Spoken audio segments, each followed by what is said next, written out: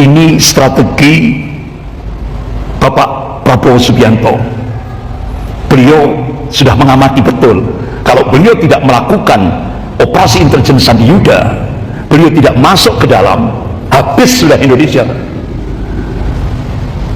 Makanya beliau ketika masuk ke dalam, menerima jabatan Menteri Pertahanan, beliau menyampaikan, saya siap dicaci maki, saya siap dijelek-jelekkan, karena inilah untuk penyelamatan negara.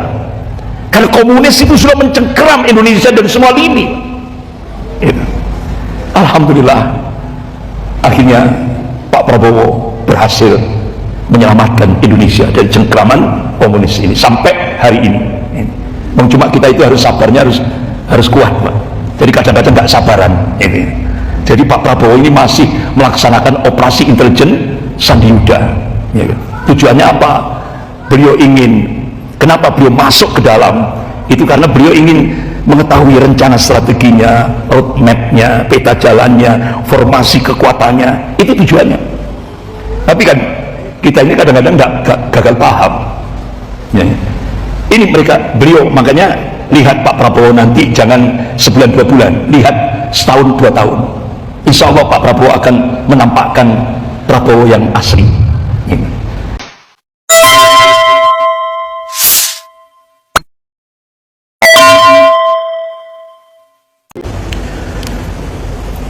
Alhamdulillah, nahmaduhu wa nasta'inuhu wa nastaghfiruh wa na'udzu billahi min shururi anfusina wa min sayyiati a'malina. May yahdihillahu fala mudilla lahu wa may yudlil fala hadiya lahu. Asyhadu an la ilaha illallah wahdahu la syarika lahu wa asyhadu anna Muhammadan abduhu wa rasuluh. Ya ayyuhalladzina amanu taqullaha haqqa tuqatih wa la tamutunna illa wa antum muslimun.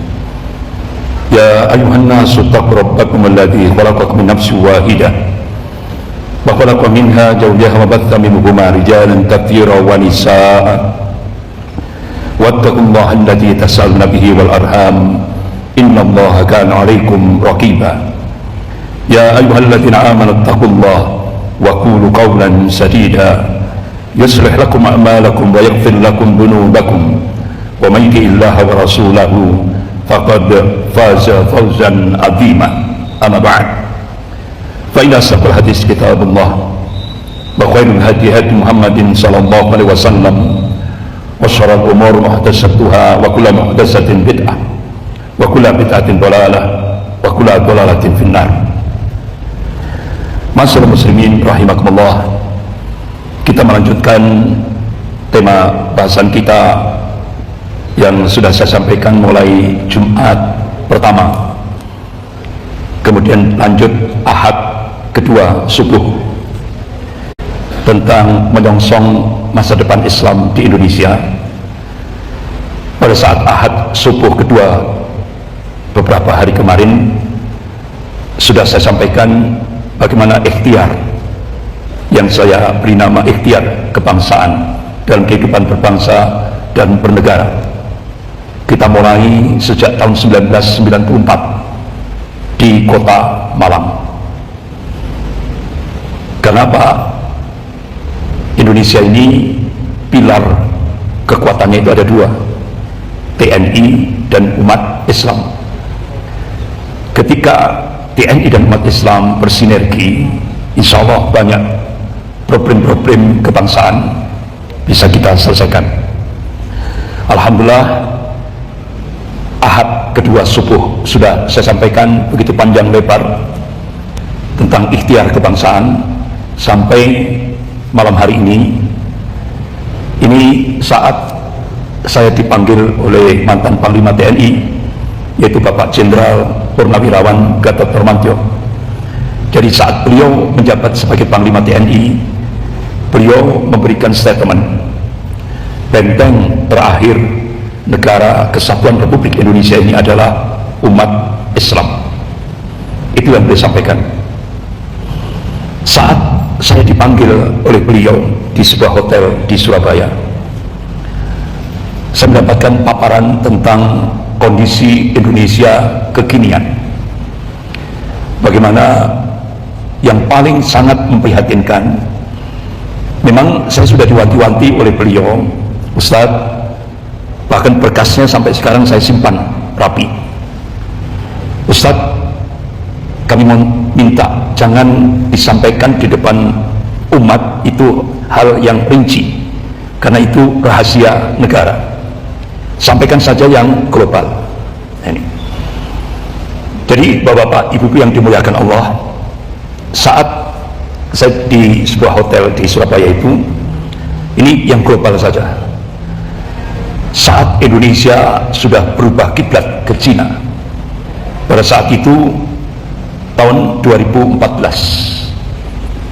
Presiden Jokowi menandatangani government to government Indonesia dan Cina. Otomatis implikasinya I-Polisosbud-Hankam itu sudah menjadi fakta empiris. Sampai puncaknya yang kita saksikan, muncullah keputusan Presiden, ini yang global-global saja, keputusan Presiden Jokowi nomor 17, di mana sejarah PKI dirubah oleh Presiden Jokowi. Padahal fakta yang kita saksikan selama ini, PKI itu adalah pelaku pemberontakan G30S PKI. Akan tapi Presiden Jokowi mengeluarkan keputusan Presiden nomor 17, PKI bukan lagi pelaku, tapi PKI adalah korban G30S PKI. Inilah keputusan Presiden Jokowi nomor 17. Tapi oleh Presiden Jokowi, dengan keputusan Presiden nomor 17 itu dirubah. Nah, ini. PKI bukan lagi pelaku tapi korban, sehingga akhirnya dengan keputusan Presiden nomor 17 itu muncul impres, instruksi Presiden, sehingga akhirnya pemerintah minta maaf kepada PKI, dan puncaknya hampir 5.000 keluarga PKI disantuni oleh negara lewat Mensesnek. Inilah yang terjadi. Nah, kalau ini diteruskan lagi, ada keputusan Presiden yang lebih dahsyat lagi. Ini masih belum dimunculkan. Ini lebih dahsyat lagi. Tapi wa makaru wa makarallahu wallahu khairul makirin. Mereka membuat makar, tapi Allah balas makar mereka, dan Allah sebaik-baik pembuat makar. Akhirnya rencana 3 periode itu gagal. Kalau 3 periode itu jadi, kata mantan Panglima TNI Jenderal Purnawirawan Gatot Nurmantio di hadapan saya, satu langkah lagi, tinggal satu langkah lagi, itu sudah 8 tahap, tinggal satu tahap lagi, yaitu langkah ke-9, Indonesia akan menjadi koloni Cina tanpa perang. Dan apa yang dikhawatirkan oleh ulama-ulama seluruh Indonesia, apa itu? Tidak menutup kemungkinan apa yang dialami oleh umat Islam Uighur di Cina itu akan terjadi di Indonesia. Itu yang dikhawatirkan oleh para ulama-ulama di seluruh Indonesia. Bahkan mantan ini pakar intelijen dunia, yaitu Peter Whalen dan August Cole, setelah melakukan riset di Indonesia, mereka sudah memberikan prediksi. Ini kalau 3 periode itu jadi, gitu ya, tahun 2030 sudah tidak ada lagi Indonesia. Di Indonesia akan terjadi bencana geopolitik. Apa bencana geopolitik ini? Indonesia sudah tidak punya lagi kedaulatan. Jadi diprediksi 2030 itu sudah tidak ada lagi Indonesia, yang ada adalah Indo-Cina. Tapi alhamdulillah makar Allah lebih dahsyat, gagal 3 periode. Kemudian saya dipanggil lagi oleh beliau di sebuah villa di Prigen ya. Jadi beliau minta ulama-ulama harus segera turun gunung untuk penyelamatan negara kesatuan Republik Indonesia. Sehingga alhamdulillah bapak-bapak ibu yang dimuliakan Allah, ini dimotori oleh ulama-ulama Jawa Timur. Alhamdulillah, kita bersyukur. Nah, kalau sudah ulama turun gunung, ini berarti ada sesuatu yang danger, berbahaya bagi negara ini. Nah, akhirnya bapak-bapak, ibu-ibu yang dimuliakan Allah, saya dipanggil lagi di Jakarta oleh mantan Danjen Kopassus, yaitu Mayor Jenderal Purnawirawan Sunarko, di Gedung Juang 45 Jakarta Pusat. Banyak sekali informasi yang sudah saya dapatkan dari beliau tentang kondisi kebangsaan. Terakhir saya diundang tanggal 17 April 2025 di Jakarta. Alhamdulillah, waktu itu ada silaturahmi purnawirawan TNI, baik Angkatan Darat, Angkatan Laut, Angkatan Udara, semuanya kumpul. Jadi di sebelah saya ini mantan Kasau, Kepala Staf Angkatan Udara, yaitu Bapak Jenderal Hasnan Hanafi, Hasnan Hanafi. Kemudian ini dulu Laksamana Jenderal Tejo, mantan Menko Polhukam, pada masa Presiden Jokowi sejak 2014. Kemudian sebelahnya ini Mayor Jenderal Purnawirawan Sunarko, mantan Danjen Kopassus. Yang pojok ini Brigjen Purnomo, itu beliau mantan Kepala Badan Intelijen Strategis Angkatan Darat. Yang paling sebelah saya ini Laksamana Slamet Subianto, Jenderal Slamet Subianto, mantan Kasal, Kepala Staf Angkatan Laut. Yang ini Jenderal Purnawirawan Fakhrul Razi. Yang pojok ini Jenderal Purnawirawan Soeharto, mantan Komandan Marinir, yang saat peristiwa Mei 98 beliau bertugas untuk mengamankan peristiwa Mei 98. Alhamdulillah berhasil. Jadi saat selesai session foto, pada saat itu kondisi masih ramah tamah. Di meja depan itu Mayor Jenderal Sunarko menyambut teman-temannya, Laksamana Jenderal Slamet Subianto juga seperti itu. Di meja itu tinggal saya berdua dengan Pak Tejo. Ini Pak Tejo ini, Jenderal dan mantan Kasal, Kepala Staf Angkatan Laut. Jadi beliau ini kesempatan emas bagi saya. Jadi waktu satu meja berdua, saya tanya kepada Pak Jenderal Purnawirawan Tejo, mantan Menko Polhukam, Pak Tejo, kenapa Undang-Undang KKR, Undang-Undang Komisi Kebenaran dan Rekonsiliasi bulan April 2015 kok disahkan, Pak? Padahal Undang-Undang KKR itu perjuangan tokoh PKI Bejo Untung. Apa jawaban Pak Tejo? Ustaz, saat itu kita ditekan oleh mantan Presiden IMF JP Prong. Jadi JP Prong ini mengadakan semacam seminar internasional tentang komunis di Belanda. Jadi ternyata Belanda masih memanfaatkan untuk menggoncang Indonesia. Jadi Belanda ini masih belum ridho terhadap keeksisan Indonesia, sehingga ketika kasus komunis ini muncul kembali, Belanda memanfaatkan situasi itu, sehingga 2015 sebelum bulan April itu mereka mengadakan seminar internasional di Den Haag, Belanda, yang dimotori oleh JP Prong, mantan Presiden IMF, yang dulu pernah mencengkeram Indonesia pada zaman Presiden Soeharto. Jadi ternyata Indonesia ditekan oleh JP Prong.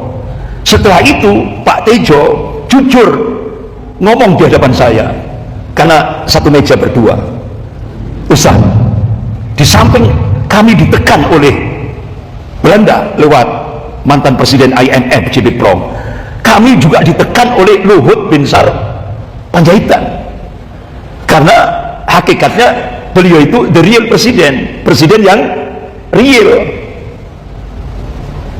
bukan Pak Jokowi. Jadi sebenarnya mengendalikan itu Luhut Binsar Panjaitan, itu beliau ditekan. Nah, akhirnya saya baru dapat info dari Profesor Salim Said, Guru Besar Ilmu Politik dan Militer Universitas Indonesia, ternyata Luhut bin Sarpanjaitan itu pamannya tokoh PKI. Jadi pamannya itu tokoh PKI. Jadi klop sudah dengan Mr. Mulyono. Inilah hasil pertemuan saya tanggal 17 April 2025 di Jakarta. Alhamdulillah, itu kesempatan emas bagi saya. Ya qadarullah, Mayor Jenderal Sunarko ini dia keluar dari meja itu, jadi beranjak ke nyambut temannya, kemudian Pak Slamet Subianto juga menyambut temannya. Jadi saya tinggal berdua. Itu benar-benar itu pertanyaan yang saya tunggu-tunggu itu. Bertahun-tahun saya mau menanyakan kepada siapa, ternyata alhamdulillah langsung kepada Menko Polhukam pada masa itu, yaitu Laksamana Jenderal Tejo. Karena beliau menjadi Menko Polhukam sejak 2014, sejak Pak Jokowi jadi presiden. Gitu. Alhamdulillah terbongkar sudah. Jadi dengan munculnya, disahkannya rancangan undang-undang KKR, Komisi Kebenaran dan Rekonsiliasi, kemudian akhirnya Menko Polhukamnya diganti Pak Mahfud MD, itu digunakan oleh Presiden Jokowi untuk langsung mengungkap tentang pelanggaran HAM. Muncullah keputusan Presiden nomor 17, sehingga akhirnya sejarah dirubah. Nah, itulah yang terjadi. Bapak-bapak, ibu-ibu yang dimuliakan Allah. Jadi benar-benar ketika Indonesia dicengkram oleh Cina ini, benar-benar implikasinya ipolisosbud hankam. Implikasinya sudah terjadi, dan ini real di lapangan. Belum lagi ketika Indonesia mendapat syarat yang harus dilaksanakan, yaitu ketika Indonesia mendapatkan bantuan hutang tahap pertama dari Cina 647 triliun. Itu Wakil Perdana Menteri Cina Liu Yangdong hari Rabu 27 Mei 2015 di auditorium FISIP Universitas Indonesia, beliau menyampaikan syarat yang pertama yang harus dilakukan oleh Indonesia apa? Itu termaktub dalam sebuah nota diplomatik rahasia dengan kode referensi Beijing 1448, itu dibongkar oleh Snowden, pakar intelijen Amerika. Isinya apa? Pemerintah Cina akan melakukan akselerasi, percepatan menjadikan Indonesia menjadi sebuah negara sekuler. Syarat yang kedua, 10 juta rakyat Cina daratan wajib masuk ke Indonesia. Kira-kira bapak-bapak ibu yang dimuliakan Allah, ini kan targetnya 2020. Ternyata setelah dicek di lapangan, itu lebih dari 10 juta sudah masuk ke Indonesia. Dan ternyata di lapangan, hasil investigasi dari intelijen Angkatan Darat, salah satu contoh di Surabaya, ini salah satu contoh di Surabaya, ada kebakaran kelenteng. Mungkin 3 tahun yang lalu, kebakaran kelenteng. Seperti kalau di Malang itu, di mana dekat pasar Kebalen, ya kan? Itu kan ada kelenteng, model seperti itu lah. Nah, setelah kebakaran, kok muncul 2 tentara merah yang gagah dari kelenteng itu ketika proses evakuasi. Dan yang mengagetkan, ada 2 truk itu pengangkutan senjata, 2 truk Pak, evakuasi. Itu senjata M16 dan senjata AK-47. Itu di Surabaya. Tapi karena peristiwanya malam, itu tidak ada satupun yang memvideo. Tapi beberapa saksi mata itu menyaksikan, terutama intelijen Angkatan Darat menyaksikan itu. Bahkan mantan Kabais, Kepala Badan Intelijen Strategis Angkatan Darat, yaitu Jenderal Sutomo, di sebuah apartemen ya, ada tentara merah yang tiba-tiba mati kelebihan dosis. Setelah dimasuki apartemennya, ternyata banyak senjata-senjata berat yang ada di dalam apartemen itu. Makanya kenapa kemarin ketika saya diundang di pertemuan silaturahmi purnawirawan TNI, Angkatan Darat, Angkatan Laut, Angkatan Udara. Ini dibahas itu Pak, dan masuk 8 poin rekomendasi agar pemerintah segera memulangkan jutaan. Itu kan 10 juta, tahap kedua sudah masuk lagi itu. Ini sangat membahayakan bagi keamanan negara. Itu masuk dalam 8 poin tuntutan Purnawirawan TNI yang ditandatangani oleh Jenderal Purnawirawan Tri Sutrisno. Ini dibahas pada tanggal 17 April ketika saya diundang di Jakarta Pusat. Bapak-bapak, ibu-ibu yang dimuliakan Allah. Jadi contoh lagi yang kita saksikan, syarat yang pertama yaitu sekularisasi. Ini yang sudah pernah saya sampaikan, jadi tidak perlu saya ulangi lagi ini ya. Nggak pernah saya ulangi lagi. Artinya apa? Apa yang syarat pertama yang diminta oleh Cina itu sudah terjadi hampir 10 tahun. Baik itu tata sosialnya, budayanya, pendidikannya, politiknya, ekonominya, agamanya, sudah pernah saya sampaikan berkali-kali, nggak perlu saya ulang. Oleh karena itu, apa yang bisa kita perbuat?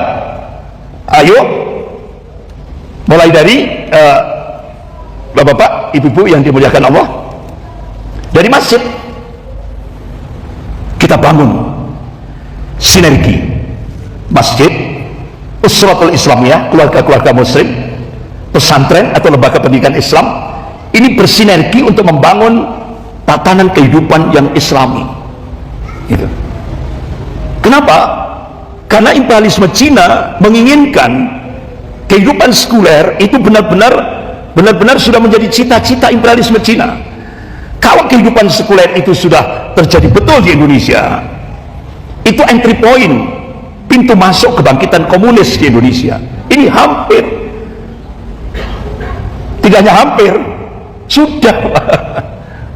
Contoh, dalam 10 tahun terakhir kemarin, ketika Litsos sudah dihapus oleh Presiden Jokowi, apa yang terjadi?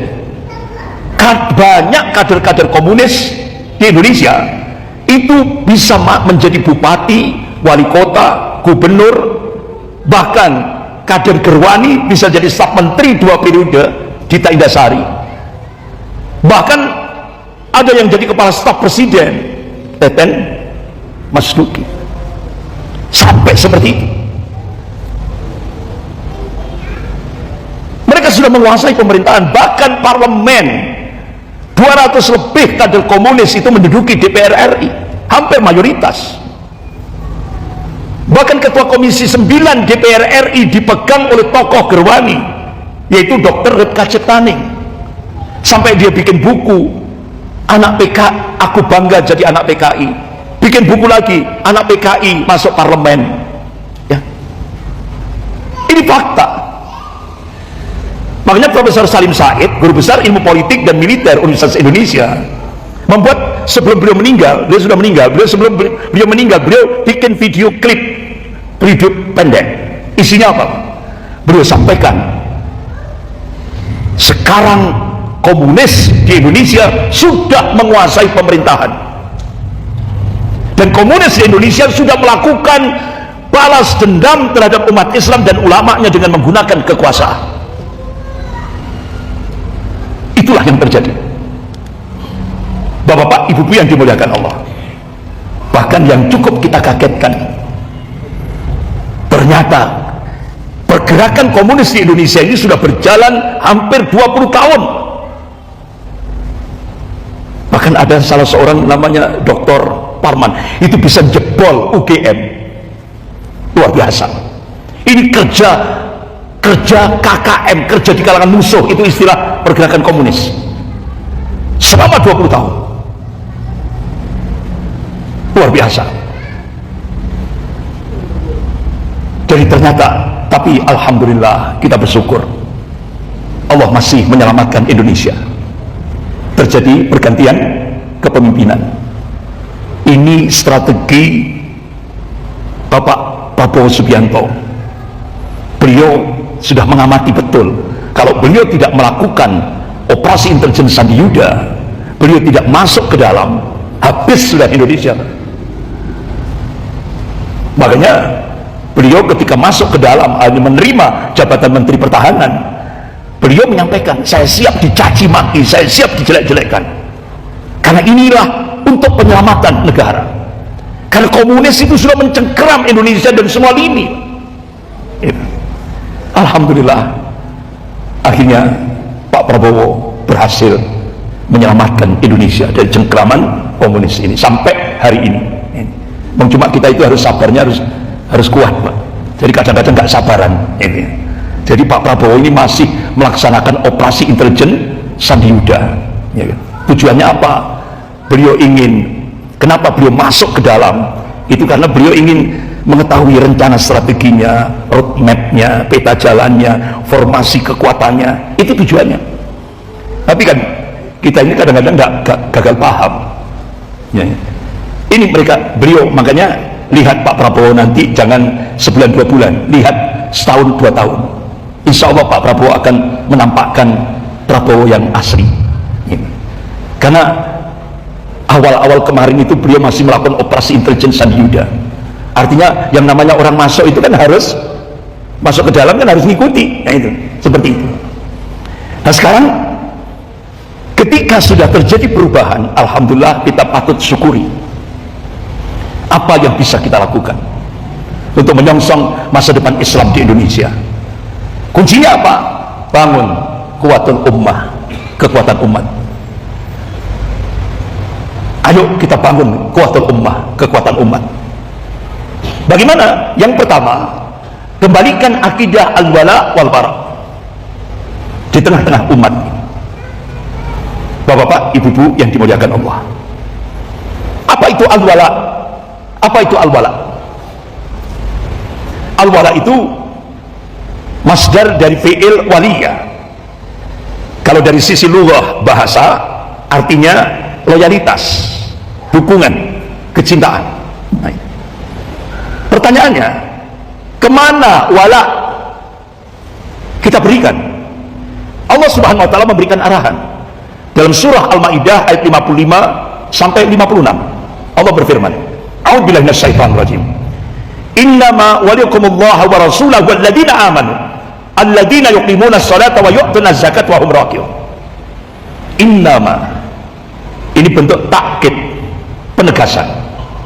Innama waliyukumullahu wa rasulahu walladzina amanu, sesungguhnya auliamu, walimu, penolongmu, pemimpinmu hanyalah Allah, Rasul, dan orang mukmin. Titik, tidak ada koma. Siapa mereka? Allah jelaskan, alladzina yuqimuna sholata wa yu'tuna zakata wa hum raki'un. Mereka yang mendirikan sholat, menunaikan zakat, serta tunduk patuh terhadap aturan-aturan Allah. Baru kalau itu sudah kita aplikasikan, kita amalkan dalam kehidupan ini, ayat yang 55 itu, Allah memberikan reward, hadiah, janji Allah pasti. Dalam surah Al-Maidah ayat 56, a'udzubillahi minasyaitonir rajim, wa may yatawallallaha wa rasulahu walladzina amanu fa inna hizballahi humul ghalibun. Barang siapa yang menjadikan Allah, Rasul, dan orang mukmin sebagai aulianya, walinya, penolongnya, pemimpinnya, fa inna hizballahi humul ghalibun, maka golongan Allah lah yang pasti akan diberikan al-ghalibun. Kalangan mufassir, ahli tafsir menafsirkan al-ghalibun itu maknanya kemenangan yang hakiki. Artinya di dunia dimuliakan oleh Allah, di akhirat jannah, surganya Allah Subhanahu wa ta'ala. Jadi Allah pasti ini. Nah, jelas sudah al-wala. Nah sekarang apa itu al-bara? Al-bara itu masdar dari kata bara'ah, artinya putus. Allah tegaskan dalam surah At-Taubah ayat 1 tanpa diawali dengan basmalah, langsung bara'atu minallahi wa rasulih. Ini pernyataan langsung dari Allah dan Rasulnya, bara', putus terhadap orang-orang kafir dan orang-orang musyrik. Ini maknanya dalam aspek akidah, putus. Karena kita punya konsep lakum dinukum waliyadin, bagimu agamamu, bagimu agamaku. Jadi kalau sudah masuk wilayah akidah, tidak ada toleransi. Tidak ada toleransi. Tapi kalau sudah masuk wilayah muamalah, Islam itu rahmatan lil alamin. Kita disuruh berbuat baik kepada siapa saja tanpa pandang bulu, karena Islam itu rahmatan lil alamin.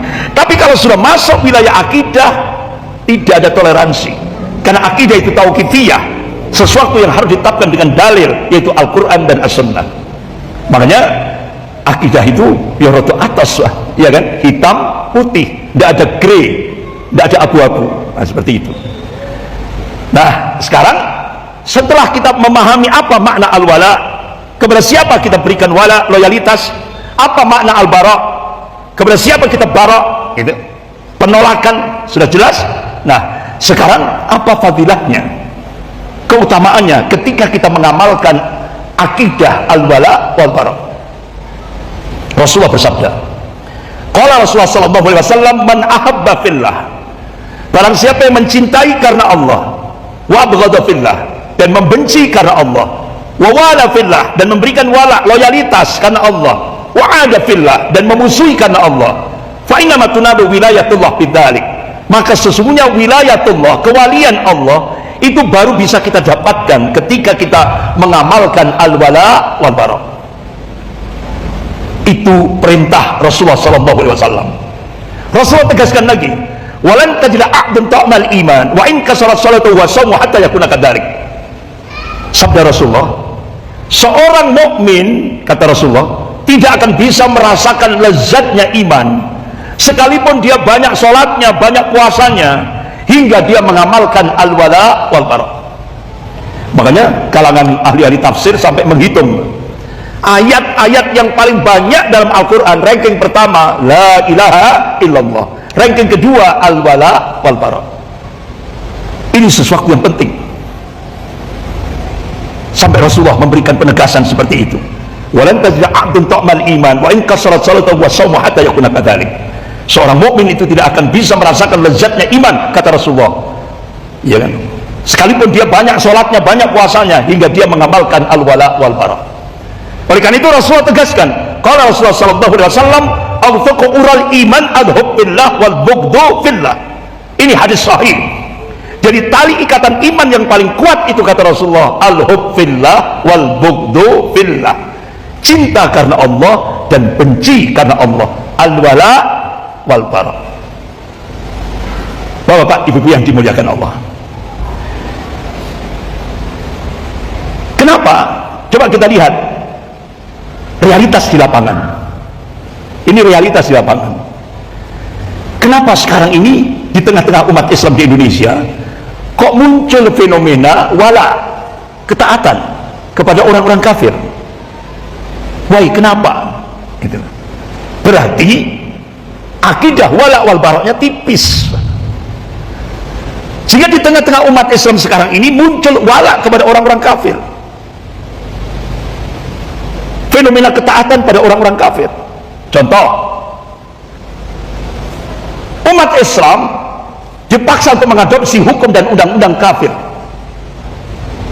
untuk menggantikan syariat Allah yang suci, serta mencemooh setiap muslim yang menegakkan syariat Allah. Itu terjadi. Saya minum dulu.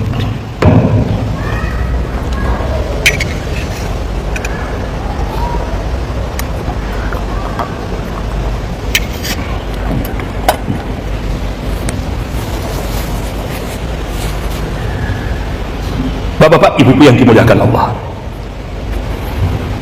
ini yang terjadi fenomena wala atau ketaatan pada orang-orang kafir. Ini sudah jadi keumuman. Poin yang pertama ini, bahkan ketika Profesor Yusril Iza Mahendra waktu jadi Menko Polhukam yang dulu, bukan yang sekarang, ketika memunculkan undang-undang KUHP versi pribumi, karena undang-undang KUHP yang sekarang itu kan milik penjajah.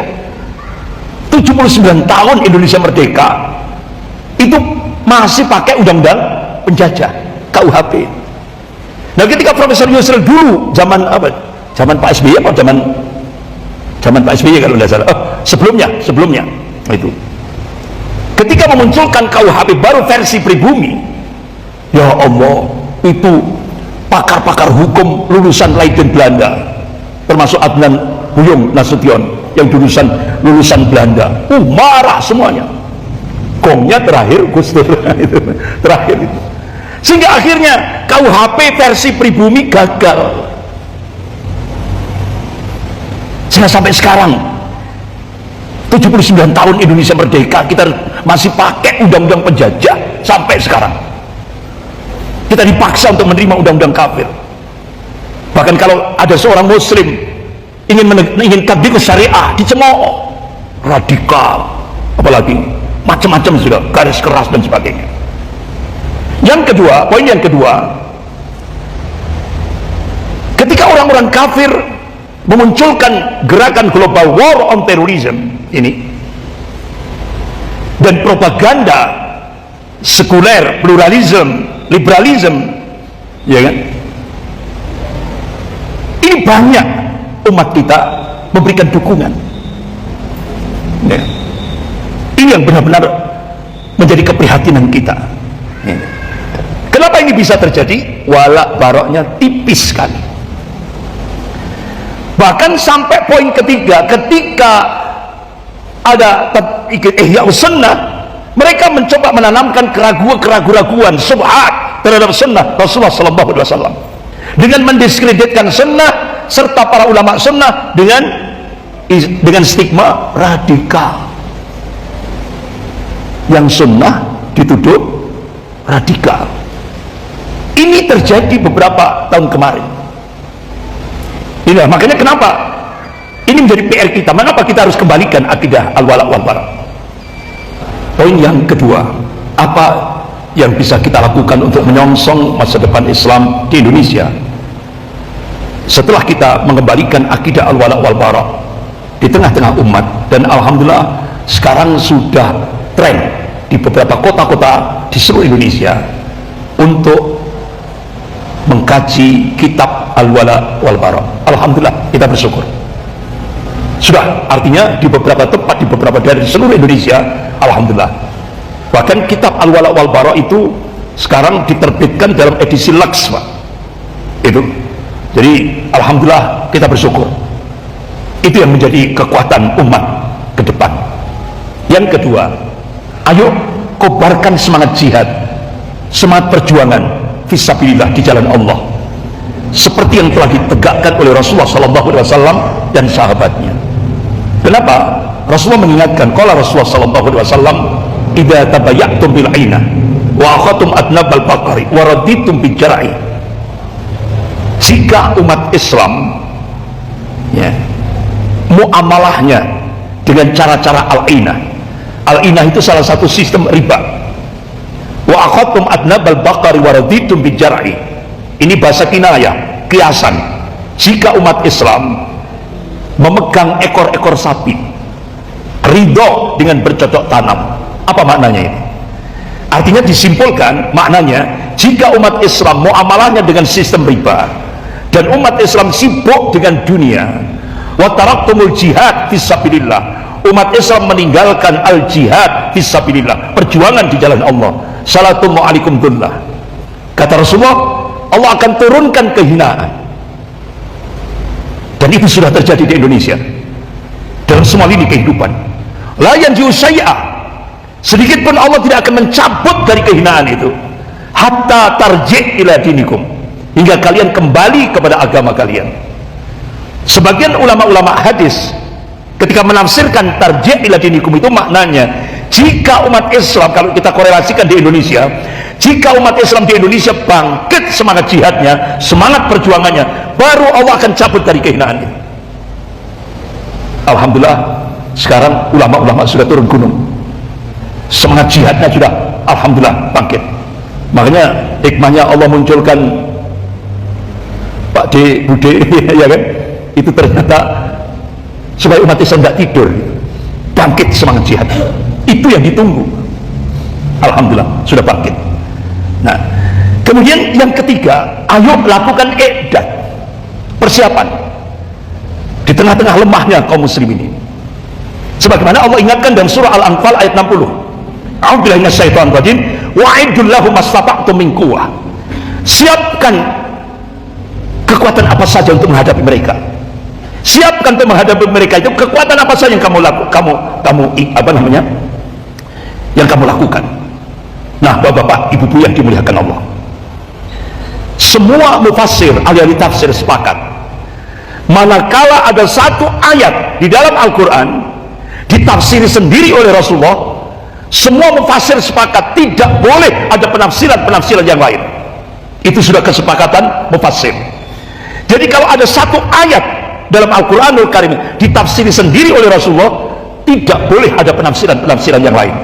Contoh dalam kitab Sahih Muslim, ini hadisnya rawahu Muslim, Rasulullah menafsiri surah Al-Anfal ayat 60. Kalau Rasulullah SAW tentang Al-Quwah, kekuatan, kalau Rasulullah SAW diulang-ulang sampai 3 kali, ala innal quwwah ar-ramyu, ala innal quwwah ar-ramyu, ala innal quwwah ar-ramyu. Ini hadis sahih rawahu Muslim. Jadi Rasulullah menafsiri sendiri surah Al-Anfal ayat 60 tentang makna Al-Quwwah. Jadi kata Rasulullah, Al-Quwwah, kekuatan itu melempar, ar-ramyu, melempar. Kemudian yang keempat, bangun persatuan dan kesatuan shaf di tengah perselisihan umat. Kenapa?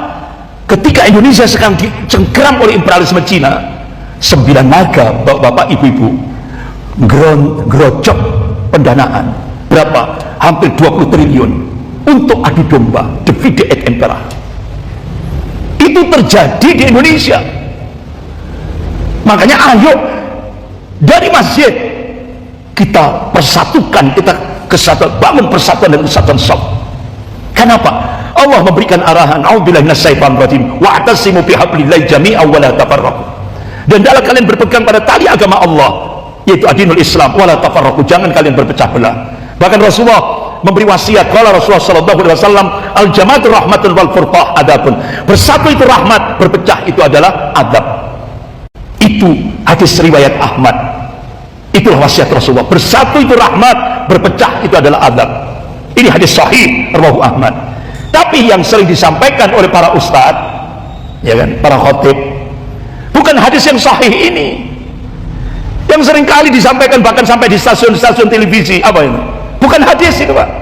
Ikhtilaful ummah rahmatun, perbedaan di tengah umat rahmat. Itu bukan hadis. Diteliti oleh ulama-ulama hadis, tidak ketemu, walaupun pakai kaca pembesar dalam kutubus sittah, tidak akan ketemu. Saya terus berpikir, Pak, sopo sih memunculkan ini? Tidak ada, mungkin seluk beluknya zaman penjajahan Belanda, tujuannya untuk ngadu domba, memecah belah umat Islam. Sampai Rasulullah memberikan penegasan, kalau Rasulullah SAW, faman kadzdzaba alayya muta'ammidan falyatabawwa' maq'adahu minan nar. Barang siapa yang ngomong ini dariku, padahal Rasulullah tidak pernah bersabda, dia diucapkan secara sengaja di tengah-tengah umat, falyatabawwa' maq'adahu minan nar, siap-siaplah menduduki kursinya di neraka. Tidak boleh mengatakan ikhtilaful ummah rahmatun itu hadis, tidak boleh. Itu tidak pernah disabdakan oleh Rasulullah gitu. Tapi itu yang seringkali dimunculkan di tengah-tengah umat. Sementara hadis sahih, kalau Rasulullah SAW, al-jama'atu rahmatun wal furqah adabun, ini hadis sahih rawahu Ahmad, tidak sering disampaikan. Bersatu itu rahmat, kata Rasulullah, berpecah itu adalah adab.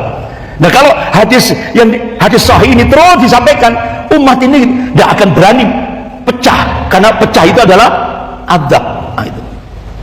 Nah, yang terakhir sebagai penutup, persiapkan generasi 554, regenerasi.